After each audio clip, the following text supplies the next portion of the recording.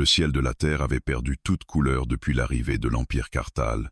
Là où autrefois s'étendaient des nuages blancs et un bleu apaisant, il ne restait plus qu'un voile épais de fumée, percé par les lueurs orangées des villes en flammes. Les vaisseaux extraterrestres glissaient dans l'atmosphère comme des créatures gigantesques, projetant leurs ombres sur les ruines en contrebas. Chaque passage faisait vibrer le sol, rappelant aux survivants que la domination alien était totale et sans pitié. Zirak avançait à travers ce paysage dévasté avec la précision d'une machine de guerre. Son armure biomécanique épousait ses mouvements, amplifiant sa force et protégeant ses organes vitaux.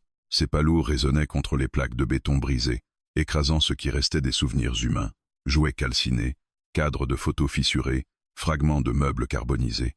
Pour lui, ce n'étaient que des débris sans valeur. Depuis sa création dans les laboratoires de clonage impériaux, on lui avait appris que les humains étaient une espèce défectueuse, incapable d'ordre, trop gouvernée par l'émotion pour mériter sa place dans l'univers. Dans son esprit résonnaient encore les paroles des instructeurs. La compassion était une faiblesse, la pitié une erreur fatale. L'Empire existait pour imposer l'harmonie par l'élimination des espèces chaotiques. La Terre, après avoir résisté, avait été jugée irrécupérable. Désormais, chaque survivant devait être traqué et exécuté. Zirak n'avait jamais remis ses ordres en question. Il avait exterminé des centaines d'humains, sans ressentir autre chose qu'une satisfaction froide, celle d'accomplir parfaitement sa mission. Ses capteurs thermiques balayèrent les ruines d'un ancien quartier résidentiel. Entre deux murs effondrés, une faible source de chaleur apparut sur son viseur. Une forme humaine, à peine vivante. Il transmit l'information au commandement, qui répondit immédiatement par l'ordre d'élimination. Aucun interrogatoire, aucune hésitation. La purge devait être totale. Zirak s'approcha et dégagea les pierres avec une force mécanique. Sous les gravats se trouvait un homme au corps amaigri, le visage couvert de sang séché et de poussière. Sa jambe était coincée sous une poutre brisée, probablement irrémédiablement écrasée. Chaque respiration semblait lui coûter un effort immense. Pourtant, contrairement à tant d'autres, il ne cria pas en voyant l'alien se pencher sur lui. Ses yeux fatigués se posèrent sur Zirak avec une étrange tranquillité. L'exécuteur activa sa lame d'énergie, dont la lueur bleutée éclaira les décombres environnants. Il déclara d'une voix métallique que l'humain était condamné à une exécution immédiate conformément aux lois impériales. L'homme ferma les yeux un instant, comme s'il acceptait son sort, puis les rouvrit lentement. Il dit qu'il savait que sa fin était proche, mais demanda quelque chose d'inattendu, s'il pouvait manger avant de mourir. La demande provoqua une perturbation inhabituelle dans l'activité neuronale de Zirak. Dans toutes ces exécutions, jamais un humain n'avait prononcé ces mots. Les condamnés pleuraient, suppliaient, priaient leur Dieu ou crachaient leur haine. Mais manger, cela n'avait aucun sens. Zirak lui demanda d'expliquer. L'homme répondit d'une voix faible qu'il n'avait rien avalé depuis 2 jours et que son corps était à bout. Il avait encore un peu de nourriture dans son sac et aimerait au moins savourer une dernière bouchée avant de quitter ce monde. Pour les humains, ajouta-t-il, le repas était plus qu'un simple acte de survie. C'était un moment de partage, de mémoire et parfois d'adieu. La curiosité, émotion pourtant considérée comme inutile chez les Kartal, s'insinua dans l'esprit de Zirak. Après une brève analyse, il ordonna à l'homme de sortir la nourriture. Avec des gestes tremblants, celui-ci fouilla dans son sac déchiré et en sortit un morceau de pain aplati, enveloppé dans un tissu sale, ainsi qu'une petite conserve cabossée. Il s'excusa presque de la simplicité de son repas, comme s'il avait honte d'offrir si peu. Zirak scanna les aliments pour détecter toute menace. Rien, juste des substances organiques comestibles. L'homme brisa le pain en 2 et tendit une moitié à l'alien. Ce geste n'avait aucune logique stratégique. Pourquoi partager sa dernière ration avec celui qui allait le tuer? L'homme expliqua doucement qu'il ne voulait pas manger seul avant de mourir et qu'il préférait partager ce moment, même avec un ennemi. Après une hésitation presque imperceptible, Zirak accepta le pain. Lorsqu'il le porta à son orifice nutritif, ses systèmes internes analysèrent aussitôt la composition, mais au-delà des données chimiques, une sensation inattendue se propagea dans son corps. Une chaleur douce, une énergie réconfortante, quelque chose qui ressemblait presque à du plaisir. Il resta immobile, troublé par cette réaction biologique inconnue. L'homme sourit faiblement, en voyant son expression figée, et lui dit que le pain était une recette simple, semblable à celle que sa mère préparait chaque semaine. Il évoqua les dimanches matins, l'odeur du pain chaud remplissant la maison, les rires autour de la table. Le mot « mère » fit surgir une définition froide dans la mémoire de Zirac, génitrice biologique, mais la manière dont l'humain parlait révélait bien plus qu'un simple lien génétique. Il y avait de l'amour, de la sécurité, un sentiment que l'alien n'avait jamais connu. Ils échangèrent quelques mots.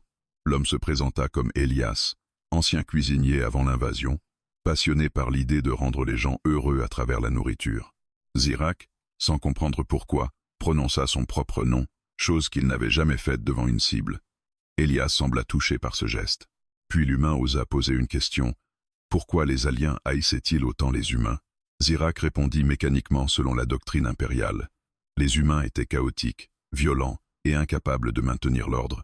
Elias hocha la tête et admit que l'humanité avait ses défauts. Mais il parla aussi de ses qualités, de la créativité, de la solidarité et de cette capacité étrange à trouver de la beauté même dans la souffrance. Un bâtiment en flammes s'effondra non loin, projetant une pluie d'étincelles dans le ciel obscurci. Pourtant, Zirac ne détourna pas le regard d'Elias. Sa lame d'énergie vibrait toujours, prête à frapper, mais son bras restait immobile. Le partage du pain, les souvenirs racontés, la chaleur encore présente dans son corps, avaient ébranlé quelque chose de profond. Elias déclara calmement qu'il savait qu'il allait mourir, mais qu'il avait préféré offrir un moment de gentillesse plutôt que de partir dans la peur. Ce mot n'existait pas dans la langue des Karthals, mais Zirac en ressentait la signification comme une onde inconnue dans sa poitrine. Après un long silence, il désactiva lentement sa lame. La lumière bleutée disparut, laissant place aux lueurs orangées des incendies lointains. Elias le regarda avec des yeux humides, partagés entre l'incrédulité et l'espoir. Zirac avoua qu'il ne comprenait pas encore les humains, mais qu'il ne pouvait pas le tuer ce jour-là. Au loin, les communications impériales continuaient d'annoncer d'autres exécutions, rappelant que la guerre ne faisait que commencer. Pourtant, dans ce coin de ruines, une simple décision venait de fissurer l'obéissance parfaite d'un soldat. Zirac, l'exécuteur sans émotion, venait de découvrir qu'un simple repas pouvait changer un destin et peut être celui de deux mondes. Le silence qui suivit la décision de Zirac semblait plus lourd que les explosions lointaines. Pendant quelques secondes, ni l'alien ni l'humain ne bougèrent. Elias respirait difficilement, encore incertain que sa vie venait réellement d'être épargnée. Zirac, lui, observait ses propres mains comme si elles appartenaient à un autre être. Désactiver une lame d'exécution en présence d'une cible vivante était un acte considéré comme une trahison capitale par l'Empire. Pourtant, aucune alarme ne retentit. Les ruines autour d'eux vibraient sous le passage des vaisseaux, mais personne ne semblait avoir remarqué cette infime désobéissance. Elias laissa échapper un souffle tremblant. Son cœur battait si fort qu'il avait l'impression qu'il allait se rompre. Il jeta un regard au ciel obscurci, puis à Zirac, comme pour s'assurer que l'alien n'allait pas soudainement changer d'avis. « Vous m'avez vraiment laissé vivre » murmura-t-il. Zirac ne répondit pas immédiatement.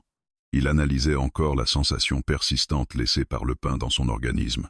Une chaleur douce circulait dans ses muscles, différente de l'énergie artificielle fournie par ses rations militaires. Cette nourriture humaine produisait quelque chose de plus complexe, presque réconfortant. Il n'aurait jamais cru qu'un simple aliment pouvait provoquer une réaction aussi profonde. Elias ouvrit lentement la conserve et en but quelques gorgées supplémentaires. La soupe était tiède, mais elle lui redonnait un peu de force. Il proposa instinctivement la boîte à Zirac, qui hésita avant d'accepter. Il goûta à son tour le liquide salé, riche en saveurs simples. Les capteurs internes confirmèrent l'apport nutritif, mais encore une fois, quelque chose d'autre se produisit, une impression d'apaisement qu'aucune donnée scientifique ne pouvait expliquer. « C'est bon, n'est-ce pas » demanda Elias avec un faible sourire. « Inhabituel, mais efficace » répondit Zirac après un moment. Elias laissa échapper un petit rire fatigué. « Chez nous, la nourriture ne sert pas seulement à survivre, elle sert à se souvenir, à se rassembler, à se sentir humain. » Ce mot, encore une fois, résonna étrangement dans l'esprit de Zirac.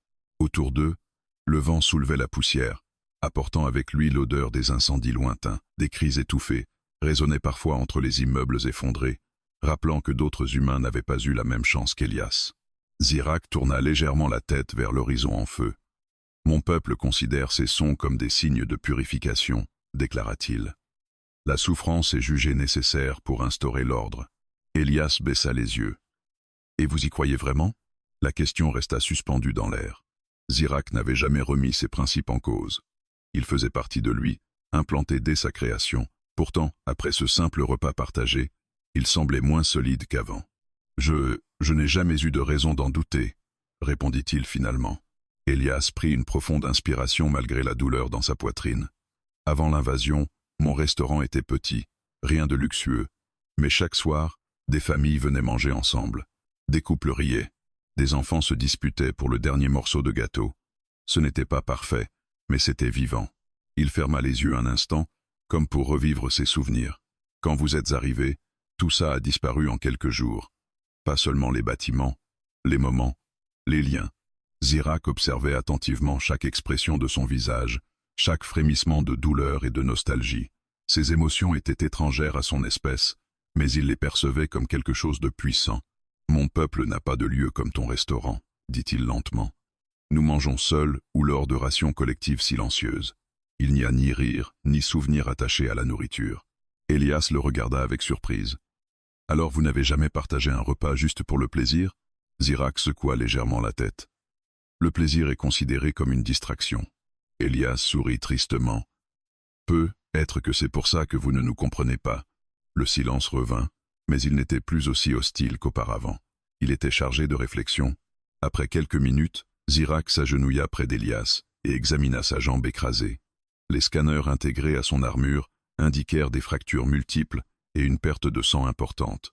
Sans intervention rapide, l'humain ne survivrait pas longtemps. « Tu ne peux pas rester ici ?» déclara Zirak. « Les patrouilles reviendront bientôt. » Elias hocha faiblement la tête. « Je ne peux pas bouger. Alors je suppose que ma chance s'arrête là. » Zirak resta immobile un moment. Aider un humain blessé était une trahison encore plus grave que d'épargner une exécution. Pourtant, l'idée de le laisser mourir lentement lui provoqua une sensation désagréable qu'il n'avait jamais ressentie auparavant. Sans prévenir, il souleva la poutre écrasée avec une force surhumaine. Elias cria de douleur tandis que sa jambe était libérée, mais Zirak appliqua rapidement un dispositif médical de son armure, injectant des nanorégénérateurs destinés normalement aux soldats Kartal. « Cela réduira la douleur et ralentira l'hémorragie », expliqua-t-il. Les yeux d'Elias s'agrandirent. « Vous êtes en train de me sauver. Pourquoi ?» Zirak chercha une réponse rationnelle, mais n'en trouva aucune qui corresponde au protocole. « Parce que tu m'as offert de la nourriture, et parce que tu m'as parlé comme à un être vivant, pas comme à un monstre. » Elias sentit ses yeux se remplir de larmes. « Chez nous, on appelle ça de la gratitude. » Ce mot s'ajouta à la liste de concepts inconnus que Zirak commençait à comprendre. Des bruits de pas métalliques résonnèrent soudain au loin. Des patrouilles aliens approchaient. Zirak se redressa immédiatement. « Ils arrivent. Si on te trouve vivant avec moi, nous serons tous les deux exécutés. Alors partez, » dit Elias faiblement. « Vous m'avez déjà donné plus que je n'espérais. » Zirak serra les poings. La simple idée de l'abandonner était devenue insupportable. « Non, » déclara-t-il finalement. « Je ne te laisserai pas mourir ici. » Avec précaution, il souleva Elias dans ses bras puissants. Le corps humain était fragile, chaud, bien différent des soldats de son espèce. Ils se déplacèrent rapidement entre les ruines, évitant les zones éclairées par les incendies. Les communications impériales résonnaient dans l'esprit de Zirak, annonçant de nouvelles purges, de nouvelles cibles. Chaque pas qu'il faisait en portant Elias l'éloignait un peu plus de l'obéissance aveugle qui avait défini toute son existence. Elias, malgré la douleur, murmura « Vous êtes en train de changer votre destin, et peut être le nôtre. » Zirak ne répondit pas, mais au fond de lui, il savait que quelque chose d'irréversible venait de commencer. Ce repas inattendu n'avait pas seulement nourri son corps, il avait éveillé une conscience. Ils se réfugièrent dans les vestiges d'une ancienne station de métro, enfouie sous plusieurs mètres de béton fissuré. L'entrée était dissimulée par des débris et de la végétation brûlée, offrant un abri temporaire contre les patrouilles aliens. L'air y était humide, chargé d'une odeur de rouille et de poussière ancienne, mais au moins les flammes n'y pénétraient pas. Zirak déposa doucement Elias contre un mur effondré, veillant à ne pas aggraver sa blessure. Pendant un moment, ils restèrent silencieux, écoutant les vibrations sourdes des explosions lointaines et le passage des vaisseaux au-dessus de leur tête. Les nanorégénérateurs injectés dans la jambe d'Elias pulsaient faiblement sous sa peau, atténuant la douleur et ralentissant l'hémorragie. Malgré cela, son visage restait pâle, marqué par la fatigue et le choc. Zirak analysait les environs, ses capteurs balayant chaque tunnel sombre. Il avait désactivé la plupart de ses systèmes de communication pour éviter d'être repéré par l'Empire. Chaque seconde passée hors du réseau impérial renforçait son statut de traître, mais pour la première fois de sa vie, cette idée ne lui inspirait pas de peur. Elias rompit le silence en laissant échapper un souffle tremblant. « Je ne pensais pas survivre aujourd'hui, » dit-il doucement. « Encore moins grâce à un alien. » Zirak se tourna vers lui. « Je ne pensais pas désobéir un jour. » Un mince sourire se dessina sur les lèvres d'Elias. On dirait qu'on se surprend tous les deux. Le silence revint, mais il était désormais chargé d'une étrange complicité. Après quelques minutes, Elias demanda s'il pouvait raconter quelque chose pour passer le temps. Zirak acquiesça sans vraiment savoir pourquoi. Les récits humains l'intriguaient, comme des fragments d'un monde disparu qu'il ne connaissait que par les ruines. Elias commença par parler de son enfance, dans une petite ville près de la mer. Il décrivit les matins d'été, l'odeur du sel dans l'air, le bruit des vagues contre les rochers, et les marchés colorés où sa mère achetait des légumes frais. Il parlait de la manière dont elle goûtait chaque fruit avant de l'acheter, comme si elle cherchait la perfection, et de la façon dont elle riait lorsque Elias se tachait de jus de pêche. Zirak écoutait attentivement. Ses capteurs enregistraient chaque mot, mais aucune donnée ne pouvait traduire les émotions dans la voix d'Elias.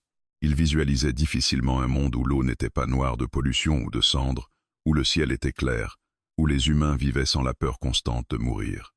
Ma mère disait toujours que cuisiner, c'était une façon d'aimer, poursuivit Elias. Elle préparait des repas énormes pour toute la famille, même quand on n'avait pas beaucoup d'argent. Elle disait qu'un estomac plein rendait les cœurs plus légers. Zirak pencha légèrement la tête. « Ton peuple associe donc la nourriture aux émotions ?»« Oui, » répondit Elias. « Aux souvenirs aussi.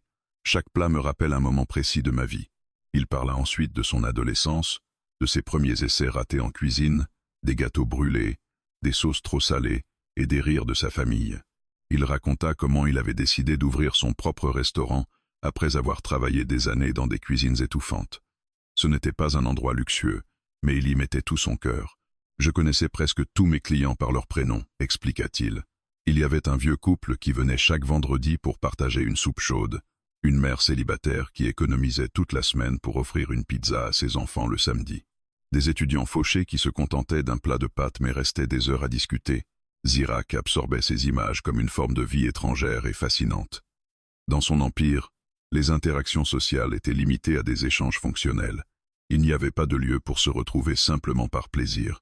Quand l'invasion a commencé, dit Elias plus doucement, mon restaurant a été détruit le premier jour. Une explosion. Il ne restait plus rien, comme si toute ma vie avait été effacée en quelques secondes. Ibria. Sa voix trembla légèrement, mais il continua. Il raconta la fuite, les abris improvisés, la faim constante, les pertes, des amis morts sous les bombardements, des familles séparées. Chaque histoire ajoutait une nouvelle couche de réalité à ce que Zirak avait jusque-là considéré comme une simple purification. Zirak sentit une pression étrange dans sa poitrine. Les humains n'étaient pas seulement des cibles, ils avaient des souvenirs, des rêves, des liens invisibles qui les maintenaient debout même au milieu de l'horreur. « Dans mon peuple, » expliqua Zirak lentement, « nous n'avons pas de souvenirs d'enfance heureux. Nous sommes créés adultes, formés pour combattre. Il n'y a pas de parents, seulement des superviseurs. » Elias le regarda avec une compassion sincère. « Ça doit être terriblement vide. » Le mot « vide » résonna en Zirak. Il n'avait jamais pensé que son existence pouvait être décrite ainsi. Ils restèrent silencieux un moment, chacun perdu dans ses pensées. Loin au-dessus d'eux, un vaisseau passa en grondant, faisant vibrer les tunnels. Elias reprit en parlant de ses rêves d'avant-guerre. Il voulait agrandir son restaurant, ouvrir une terrasse, apprendre de nouvelles cuisines du monde, voyager. Il rêvait d'avoir une famille, de transmettre ses recettes à ses enfants. « Tout ça me paraît tellement lointain maintenant », murmura-t-il. Comme un autre univers. Zirak sentit que ses rêves avaient été détruits par les mêmes mains que les siennes. « L'Empire affirme que votre espèce est incapable de vivre en harmonie, dit-il. Pourtant, ce que tu décris ressemble à de la coopération, de l'amour, de la création. » Elias haussa faiblement les épaules. « On n'est pas parfait. On se bat parfois, mais on essaie aussi de faire mieux. C'est ça, être humain. » Ces paroles s'imprimèrent profondément dans l'esprit de Zirak. Pour la première fois, il voyait l'humanité non pas comme une masse chaotique, mais comme une multitude d'histoires individuelles, chacune unique et précieuse.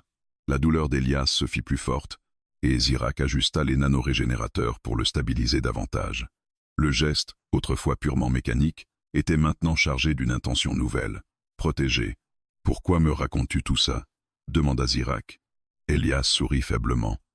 Parce que si je dois mourir un jour, je veux au moins que quelqu'un se souvienne de ce qu'on était. Et peut être, pour que vous compreniez que nous valons la peine d'être sauvés.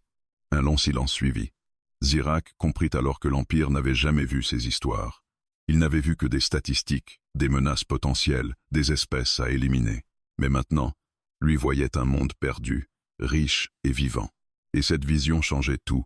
Dans l'obscurité du tunnel, une vérité nouvelle naissait. La guerre n'était pas une purification. C'était une destruction aveugle. Et Zirak ne savait plus s'il pouvait continuer à en être l'arme. Les heures passèrent lentement dans la station de métro abandonnée. L'obscurité y était presque totale, seulement percée par quelques lueurs lointaines filtrant à travers les fissures du plafond. Zirak restait immobile près de l'entrée, ses capteurs constamment en alerte, tandis qu'Elias tentait de se reposer malgré la douleur persistante dans sa jambe. Les souvenirs racontés plus tôt résonnaient encore dans l'esprit de l'alien, comme des échos d'un monde qu'il n'avait jamais connu. Pour la première fois depuis sa création, Zirak n'éprouvait pas l'urgence d'obéir à un ordre. À la place, un sentiment confus grandissait en lui, mélange de curiosité, de regret et d'une émotion nouvelle qu'il ne savait pas nommer. Les images décrites par Elias, les marchés colorés, les rires autour des tables, les familles réunies entraient en conflit violent avec la doctrine impériale qui présentait les humains comme des créatures sauvages et dangereuses. Soudain, les communications internes de Zirak se réactivèrent automatiquement. Une transmission prioritaire traversa son esprit comme une décharge électrique. Le commandement annonçait une intensification des opérations de purge dans le secteur. Tous les exécuteurs devaient rassembler les survivants capturés dans une zone centrale pour une élimination collective destinée à accélérer la purification. Zirak sentit son corps se raidir. Une exécution de masse. Il en avait déjà participé plusieurs fois. Des dizaines, parfois des centaines d'humains alignés, suppliant ou pleurant, avant d'être abattus sans distinction. Jusqu'à présent, il n'y avait vu qu'une mission efficace. Mais maintenant, chaque visage se superposait à celui d'Elias. Il jeta un regard vers l'humain blessé. Elias dormait d'un sommeil agité, murmurant parfois des mots incompréhensibles. Zirak se demanda combien d'autres comme lui allaient mourir dans les heures à venir, des cuisiniers, des enfants, des parents, des rêveurs. L'Empire appelait cela l'ordre. Lui commençait à y voir un massacre. Un autre message mental surgit. Accompagné de coordonnées précises, Zirak devait rejoindre une unité d'exécution à quelques rues de là. Il savait exactement ce qu'il y trouverait. Pendant quelques secondes, il resta figé, déchiré entre l'obéissance qui avait défini toute son existence et cette nouvelle conscience qui s'éveillait en lui. S'il partait, Elias resterait seul et sans protection. S'il restait, il désobéirait directement à l'Empire. Zirak serra les poings. Les circuits de son armure vibraient légèrement sous la tension interne. Finalement, il activa son camouflage énergétique et quitta brièvement la station, laissant Elias caché dans l'obscurité. Il se déplaça silencieusement à travers les ruines, guidé par les signaux impériaux jusqu'au point de rassemblement. La scène qui s'offrit à lui était familière, et pourtant différente. Une centaine d'humains étaient agenouillés au milieu d'une place dévastée, encerclés par des soldats aliens lourdement armés. Certains pleuraient, d'autres priaient, d'autres encore serraient leurs enfants contre eux. Les flammes des bâtiments voisins projetaient des ombres gigantesques sur le sol fissuré. Le commandant Karzouan se tenait au centre, imposant, son armure ornée de symboles impériaux. « La purification finale commencera dans 1 minute », déclara-t-il froidement. Zirak prit position parmi les exécuteurs, sa lame d'énergie activée par réflexe. Mais son esprit hurlait. Il observait les visages humains un à un. Une jeune fille tenant une poupée brûlée, un vieil homme tremblant, une mère embrassant son bébé en sanglots. Ils n'étaient pas des monstres, ils étaient des vies. Karzouan leva la main, prêt à donner l'ordre. À cet instant, Zirak revit Elias, partageant son dernier morceau de pain, parlant de sa mère, de son restaurant, de ses rêves brisés. Son bras refusa de bouger. Les autres exécuteurs frappèrent. Des éclairs d'énergie jaillirent, fauchant les premiers rangs d'humains, dans des cris déchirants. Zirak resta figé, incapable de participer. « Zirak !» rugit Karzouan par communication mentale. « Exécute !» Le chaos envahit la place. Les humains tentaient de fuir malgré les tirs. Les enfants hurlaient. L'air se remplissait d'odeurs de brûlé et de sang. Zirak regarda ses propres mains, tremblantes. Pour la première fois de sa vie, tuer lui semblait impossible. Il activa son bouclier énergétique et se plaça devant un petit groupe d'humains, bloquant les tirs des autres soldats. Un silence choqué parcourut l'unité alien. « Trahison !» cracha Karzouine. Zirak cria par communication mentale. « Cessez le feu! Ce ne sont pas des menaces, ce sont des civils. » Le commandant éclata d'un rire froid. « Tu as été contaminé par leur faiblesse. L'émotion te rend défectueux. » Les exécuteurs pointèrent leurs armes vers Zirak. À cet instant, il comprit qu'il n'y avait plus de retour possible.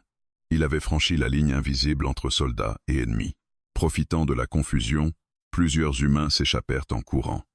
Zirak intensifia son bouclier, encaissant les impacts énergétiques qui faisaient vibrer son armure. « Fuyez !» cria-t-il aux survivants. Karzouin activa son arme lourde et visa Zirak directement. Un tir puissant frappa son bouclier, le projetant au sol. Des alarmes internes hurlèrent dans son système. « Tu seras exécuté pour haute trahison », déclara le commandant en s'approchant. Zirak se releva difficilement. Autour de lui, les corps humains jonchaient le sol. Trop tard pour beaucoup, mais pas pour tous. Il activa ses propulseurs dorsaux et projeta une explosion d'énergie vers les soldats, créant un écran de fumée et de débris. Dans le chaos, il parvint à se retirer, courant à toute vitesse à travers les ruines. Son seul objectif maintenant, retourner auprès d'Elias. Lorsqu'il atteignit la station de métro, essoufflé, son armure endommagée fumant légèrement, Elias se redressa avec inquiétude. « Qu'est-ce qui se passe ?» Zirak le regarda, les yeux brillants d'une émotion nouvelle et douloureuse. « L'Empire exécute des innocents en ce moment même, et je les ai arrêtés, autant que j'ai pu. » Elias comprit immédiatement. « Vous êtes devenu leur ennemi. » Zirak hocha lentement la tête. « Je ne peux plus obéir, pas après ce que j'ai vu. » Un lourd silence tomba entre eux. La guerre n'était plus une mission. Elle était devenue personnelle, et Zirak venait de choisir son camp. La station de métro tremblait encore sous les répercussions lointaines de l'explosion provoquée par la fuite de Zirak. Des nuages de poussière tombaient du plafond fissuré, tandis que les lumières brisées clignotaient faiblement, plongeant par moments les tunnels dans une obscurité presque totale. Elias respirait difficilement, agrippé au bras métallique de l'alien qu'il avait porté jusqu'à un recoin plus sûr. Zirak posa l'humain contre un pilier effondré et activa un champ de camouflage partiel autour d'eux. Son armure endommagée émettait encore des signaux d'alerte, mais il ignora les protocoles de réparation. Son esprit était envahi par une seule certitude. L'Empire ne lui pardonnerait jamais. Les communications impériales crépitaient frénétiquement dans les fréquences qu'il n'avait pas encore désactivées. Unité Zirak identifiée comme traître. Priorité absolue. Élimination immédiate. Autorisation accordée pour force maximale. Chaque message confirmait ce qu'il savait déjà. Il était devenu une cible. Elias leva les yeux vers lui, inquiet. « Ils vous cherchent, n'est-ce pas ?»« Oui, et ils ne cesseront pas tant que je ne serai pas mort. » Un silence lourd s'installa. Les gouttes d'eau tombaient lentement du plafond, rythme angoissant qui contrastait avec l'urgence de la situation. Elias serra les dents contre la douleur de sa jambe. « Je suis désolé. Tout ça, c'est de ma faute. Si je ne vous avais pas parlé, si je ne vous avais pas offert ce repas... » Zirak se tourna vers lui brusquement. « Ce n'est pas une faute. C'est une révélation. » Ces mots surprirent même lui-même.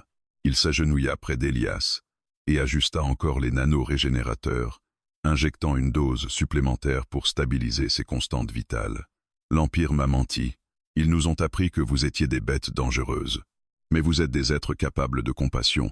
Vous vivez, vous aimez, vous créez. » Elias déglutit avec difficulté.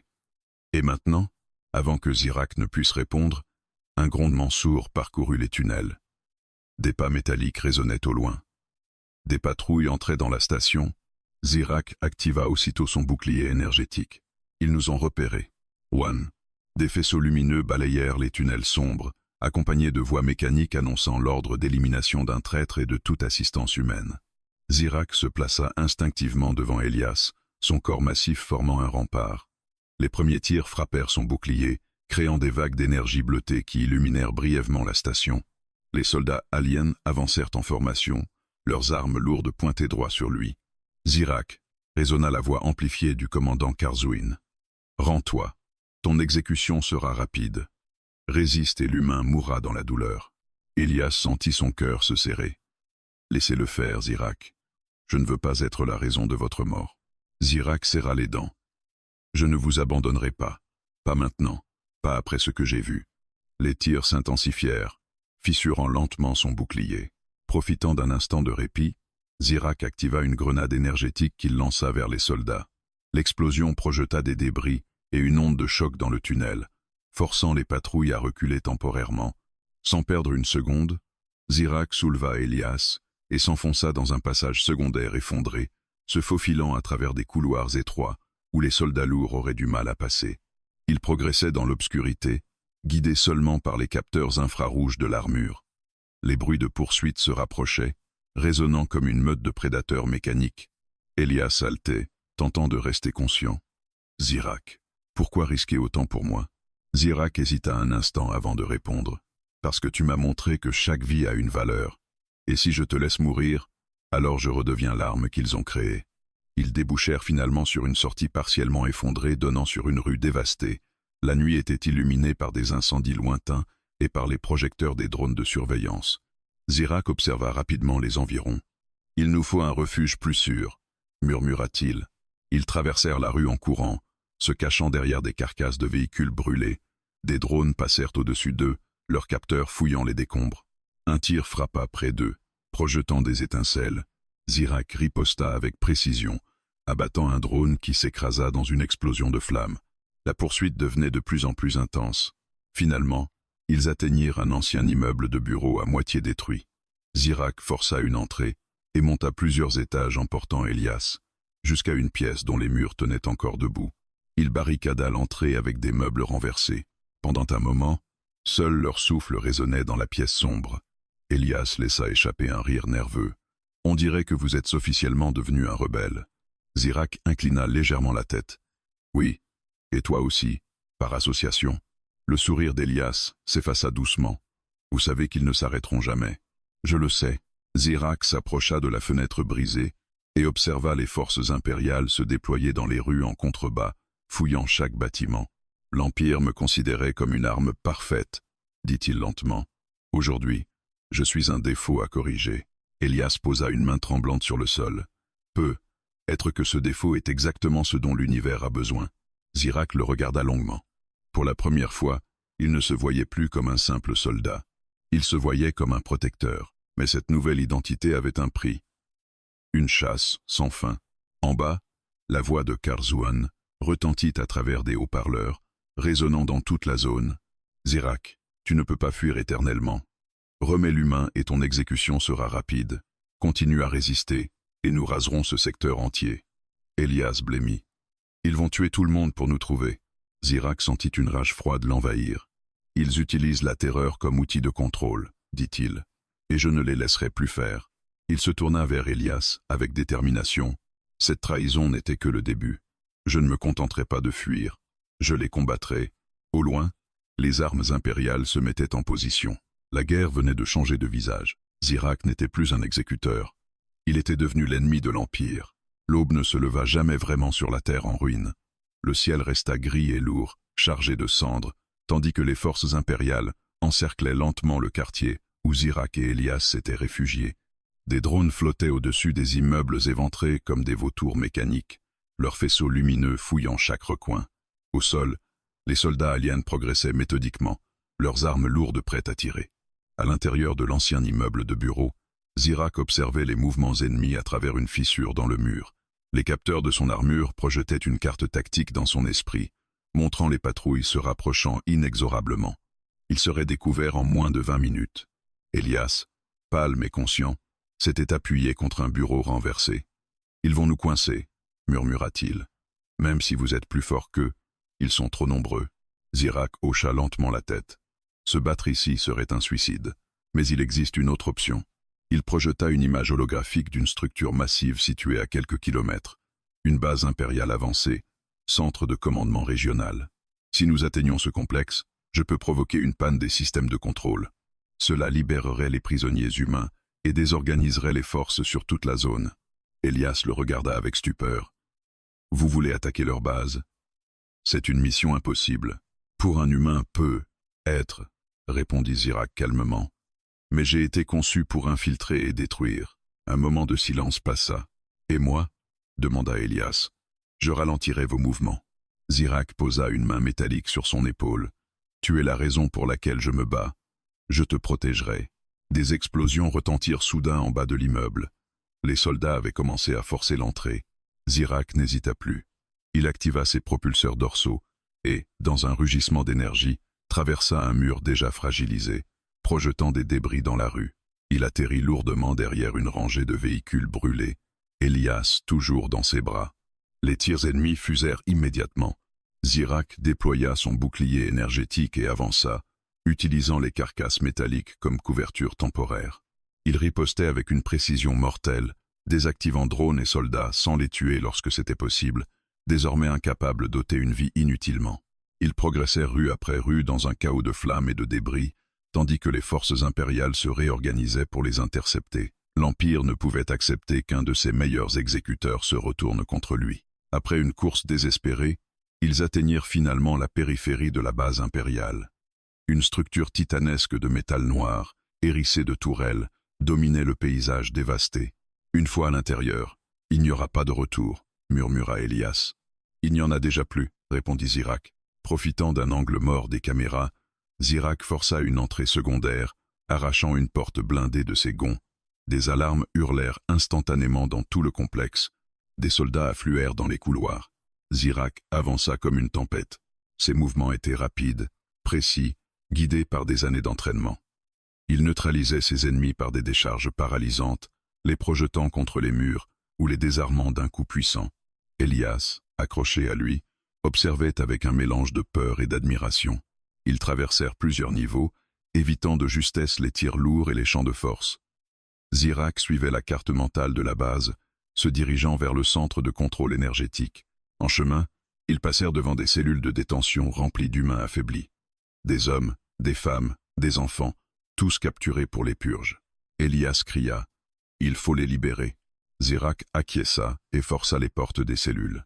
Les champs de force s'éteignirent dans une série d'étincelles, et les prisonniers sortirent lentement, incrédules. « Fuyez vers la sortie sud », ordonna Zirak. « La sécurité y est affaiblie. » Certains humains pleuraient, d'autres le remerciaient en courant. L'espoir renaissait au cœur même de la forteresse ennemie, mais les renforts arrivaient déjà. Des escouades lourdes bloquèrent le couloir devant eux. Un combat violent s'engagea. Les murs explosèrent sous les impacts d'énergie et le sol tremblait sous la puissance des armes. Zirak protégeait Elias de son corps, encaissant plusieurs tirs qui firent clignoter ses systèmes d'alerte. Malgré les dégâts, il continua d'avancer, porté par une détermination nouvelle. Finalement, ils atteignirent la salle du réacteur central, un immense espace circulaire, où une sphère d'énergie pulsait comme un cœur artificiel. « Si je surcharge ce noyau, la base entière perdra son alimentation », expliqua Zirak. « Les systèmes de défense tomberont, et les prisonniers pourront s'échapper. » Elias avala difficilement sa salive. « Et vous ? Je survivrai. »« Probablement, » répondit-il après une courte pause. Il se connecta directement au système du réacteur, ses circuits fusionnant temporairement avec l'infrastructure alien. Des données affluaient dans son esprit à une vitesse vertigineuse. Les soldats ennemis envahirent la salle. Zirak cria à Elias de se mettre à couvert. Les tirs pleuvaient, frappant son armure déjà fragilisée. Il força la surcharge. Le réacteur commença à vibrer violemment, projetant des arcs d'énergie bleue dans toute la pièce. « Surcharge initiée », annonça une voix automatique. Zirak arracha ses connexions et se précipita vers Elias, le soulevant juste au moment où une onde de choc traversa la base. Les lumières s'éteignirent brutalement. Les systèmes de défense cessèrent de fonctionner. Dans toute la structure, des cris de surprise retentirent tandis que les champs de force des cellules se désactivaient. La base impériale plongea dans le chaos. Profitant de la confusion, Zirak et Elias se dirigèrent vers une sortie d'urgence, accompagnés de dizaines d'humains libérés. Derrière eux, la forteresse autrefois invincible n'était plus qu'un géant paralysé. À l'extérieur, les prisonniers se dispersèrent dans les ruines, certains pleurant de joie, d'autres aidant les plus faibles à marcher. Elias regarda Zirak avec émotion. « Vous venez de sauver des centaines de vies. » Zirak observa la base silencieuse, fumante. « Ce n'est que le début, » répondit-il. « L'Empire doit comprendre que la Terre ne se soumettra pas sans résistance. » Au loin, des explosions secondaires secouaient encore la structure. Une révolte venait de naître. Et Zirak, ancien exécuteur, en était désormais l'étincelle. Le vent balayait les ruines de la ville, tandis que les survivants libérés de la base impériale se rassemblaient dans un ancien complexe souterrain qui avait autrefois servi d'abri antiatomique. Les murs de béton épais offraient une protection relative contre les drones de surveillance, et les couloirs étroits étaient faciles à défendre. Pour la première fois depuis le début de l'invasion, un véritable refuge prenait forme. Des dizaines d'humains s'installaient tant bien que mal, certains assis à même le sol, d'autres s'occupant des blessés. Les enfants, encore sous le choc, se serraient contre leurs parents. Malgré la fatigue et la peur, une énergie nouvelle flottait dans l'air, l'espoir. Zirak observait la scène en silence. Jamais il n'avait vu autant d'humains rassemblés sans cri ni panique. Il voyait des gestes de solidarité, des mains tendues, des couvertures partagées, des mots rassurants murmurés dans l'obscurité. Ce n'était pas le chaos que l'Empire lui avait décrit. C'était une communauté qui tentait de survivre ensemble. Elias était allongé sur une couche improvisée de couvertures et de sacs, entouré de 2 anciens infirmiers qui faisaient de leur mieux avec des fournitures limitées. Grâce aux nanorégénérateurs de Zirak et aux soins humains, sa jambe montrait déjà des signes de stabilisation. La douleur restait intense, mais il n'était plus en danger immédiat. Lorsqu'il aperçut Zirak, il lui fit signe d'approcher. « Vous avez réussi », murmura-t-il. « Regardez-les, ils sont vivants grâce à vous. » Zirak inclina légèrement la tête. « Ils se sont sauvés les uns les autres. Je n'ai fait qu'ouvrir une porte. » Elias sourit faiblement. « Vous êtes modeste pour un héros de la résistance. » Ce mot « héros » fit vibrer quelque chose dans l'esprit de Zirak. Il n'avait jamais été autre chose qu'un instrument de mort. Être perçu comme un protecteur était une réalité difficile à accepter, mais profondément réconfortante. Plus loin, un groupe d'humains s'approcha prudemment de lui. Certains avaient peur, d'autres curiosité. Un homme d'âge mûr, au visage marqué par la fatigue, prit la parole. « C'est vous, l'alien qui a attaqué la base, dit-il.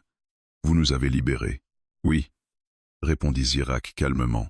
Un murmure parcourut le groupe. « Pourquoi nous aider ?» demanda une femme en serrant son enfant contre elle. Zirak chercha ses mots. « Parce que j'ai appris que vous n'êtes pas l'ennemi que l'Empire décrit, et parce que vous méritez de vivre. » Un long silence suivit. Puis, contre toute attente, l'homme s'avança et tendit la main. Zirak observa ce geste étrange. Elias, depuis sa couche, murmura.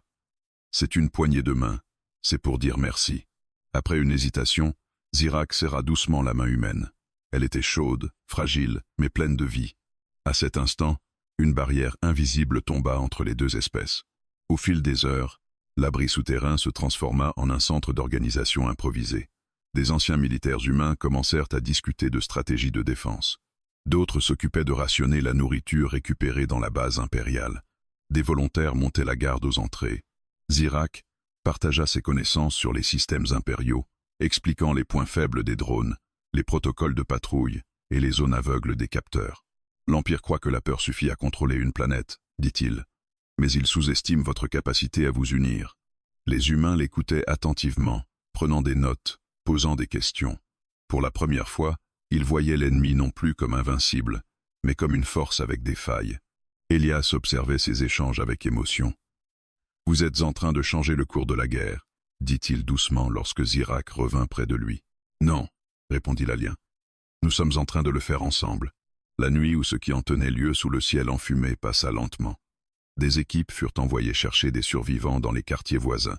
Chaque retour apportait de nouvelles personnes, parfois blessées, parfois simplement terrifiées, mais toutes reconnaissantes de trouver un refuge. Une petite fille s'approcha timidement de Zirak en tenant une couverture. Elle la lui tendit maladroitement. « Maman dit que vous avez froid », murmura-t-elle. Zirak sentit une sensation étrange lui serrer la poitrine. Son armure régulait parfaitement sa température, mais le geste avait une signification bien plus profonde. « Merci », dit-il lentement, prenant la couverture avec précaution. La fillette sourit, avant de courir rejoindre sa mère. Elias essuya discrètement une larme. « Vous voyez, vous faites déjà partie des leurs. » Zirak regarda la couverture, puis les visages autour de lui. Il n'était plus seul. Plus tard, un conseil improvisé se forma avec plusieurs leaders humains. Ils demandèrent à Zirak s'il pensait que l'Empire lancerait une riposte majeure après la destruction partielle de la base. « Oui », répondit-il sans hésiter. « Ils ne tolèrent pas la désobéissance. Ils enverront des forces bien plus importantes. » Un murmure inquiet parcourut l'assemblée. « Alors nous devons nous préparer », déclara un ancien officier. « Nous ne pouvons plus seulement nous cacher. » Zirak acquiesça. « Je peux vous entraîner, vous apprendre à combattre leur technologie. » Pour la première fois depuis l'invasion, un véritable mouvement de résistance humaine prenait forme. Plus tard encore, lorsque la plupart des survivants dormaient, Zirak resta éveillé près d'Elias. « Tu m'as montré ton monde à travers tes histoires, dit-il. Aujourd'hui, je le vois renaître, même au milieu des ruines. » Elias s'avança devant la caméra principale, le cœur battant. Zirak se plaça à ses côtés. L'image d'un humain blessé et d'un soldat alien rebelle fut diffusée à travers des milliers de systèmes stellaires. Elias parla de la Terre avant l'invasion, des familles, des repas partagés, des rêves détruits. Il montra les cicatrices de la guerre, les enfants réfugiés dans les abris, mais aussi la solidarité, l'entraide et l'espoir. Puis Zirak prit la parole. Il raconta les ordres reçus, les exécutions, les mensonges de l'Empire. Il expliqua comment un simple acte de bonté, un morceau de pain partagé, avait révélé l'humanité de ceux qu'on lui avait appris à détester. « L'Empire ne purifie pas l'univers », déclara-t-il d'une voix ferme. « Il détruit des mondes vivants. Les humains ne sont pas un fléau. Ils sont une espèce capable de compassion comme tant d'autres dans la galaxie. » La transmission se coupa brutalement lorsque des alarmes retentirent. Des forces impériales arrivaient. Zirak n'hésita pas. Il guida Elias vers le vaisseau pendant qu'il retenait les soldats ennemis, encaissant plusieurs tirs qui fissurèrent son armure. Ils réussirent de justesse à quitter la station, qui explosa partiellement derrière eux sous les tirs croisés. De retour sur Terre, ils apprirent que la transmission avait bien été diffusée avant l'interruption. Les jours suivants, les effets commencèrent à se faire sentir. Certaines flottes impériales ralentirent leurs offensives. Des systèmes alliés exigèrent des explications. Des rumeurs de révoltes internes circulaient. La guerre n'était pas terminée, mais l'Empire vacillait. Dans l'abri souterrain, l'atmosphère changeait. L'espoir grandissait. Un soir, Elias réussit à préparer un véritable repas avec des provisions récupérées, une soupe chaude, du pain croustillant, quelques légumes cuits. Les humains s'assirent en cercle. Zirak hésita un instant avant de s'asseoir parmi eux. « Elias Luitenjitumbo.